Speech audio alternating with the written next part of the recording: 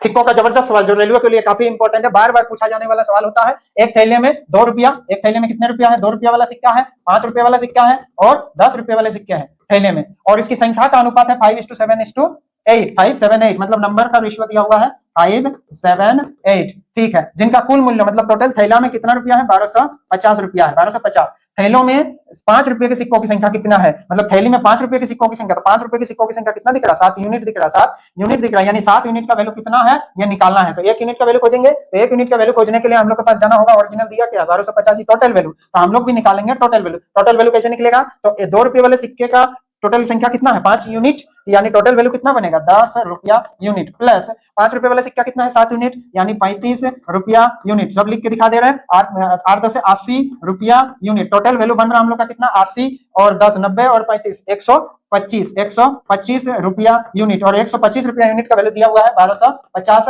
रुपया। रुपये से रुपया कटा, यूनिट का वैल्यू निकल जाएगा, 1 यूनिट का वैल्यू होगा 10, यानी 7 यूनिट का वैल्यू होगा 7 10 से 70, यानी आंसर होगा 70। नेक्स्ट सवाल पे आते हैं, जैसे कि किसी बक्से में 1 रुपये का सिक्का है, 50 पैसे का सिक्का है और 25 पैसे का सिक्का है, ठीक है ना? किस अनुपात में है? अनुपात है 1 2 3। यदि 50 पैसे के सिक्कों की संख्या 80 है, यानी 50 पैसे के सिक्कों की संख्या अभी किसमें दिख रहा है? यूनिट में, यूनिट में। तो 50 पैसे के सिक्कों की संख्या मतलब इसका वैल्यू दिया हुआ है 80, यानी 1 यूनिट का वैल्यू यही मिल गया, कितना गुना? 40 गुना। 1 यूनिट का वैल्यू मिला है 40। निकालना क्या है? बक्से में कितने रुपये हैं, यानी टोटल वैल्यू निकालना है। तो हम लोग निकाल लेते हैं, टोटल वैल्यू कितना होगा? ये है 1 रुपया, तो रुपये में ही सब निकाल लें। 50 पैसे का मतलब होता है आधा रुपया, कितना रुपया? आधा रुपया, और 25 पैसे का मतलब होता है 1/4 रुपया, ठीक है? तो आधा रुपया 1/4 रुपया, गुना कीजिए, कितना होगा? 1 रुपया यूनिट, 1 रुपया यूनिट, प्लस यहां से बनेगा 1 रुपया यूनिट, गुना कीजिए, आधा और 2 गुना करेंगे, 2 2 कट जाएगा, 1 रुपया यूनिट, ये हो जाएगा 3/4, गुना करेंगे 3 तो 3 के 3, 3/4, 3/4 मतलब 4 से भाग देंगे तो 0.4, 4 7 28 7.5, ठीक? तो इसको जोड़ेंगे तो हो जाएगा 2.75 रुपया यूनिट। तो इसका टोटल वैल्यू कितना होगा?